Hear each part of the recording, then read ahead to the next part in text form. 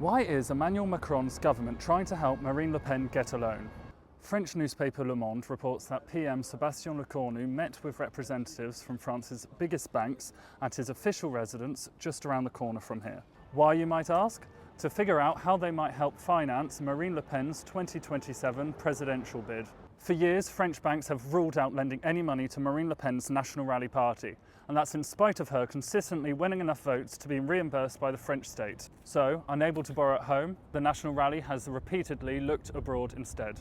In 2014, it was Vladimir Putin's Russia that offered Marine Le Pen a €9 million loan for her presidential bid. In 2017, she obtained another major loan from an unknown source via the United Arab Emirates.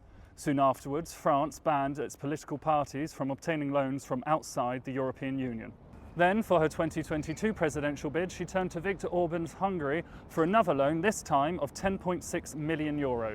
Each of these loans fueled accusations that the National Rally was becoming financially dependent on foreign interests. That said, Marine Le Pen has always been able to turn such accusations to her favour by presenting herself as a victim of the system. Now Lecornu is trying to prevent that from happening by encouraging a consortium of French banks to finally provide Madame Le Pen with a loan, one that would reportedly be partly guaranteed by the French state itself. Supporters could argue that this is simply good democratic practice. If a party, any party, is likely to receive millions of votes and qualify for public reimbursement, why should it be forced to seek financing abroad? Critics, meanwhile, will ask why Macron's government appears to be helping one of its biggest political rivals solve one of its biggest financial problems, especially when this party is dogged already by judicial troubles. Whether this is a victory for democracy or simply a gift for the far right remains to be seen.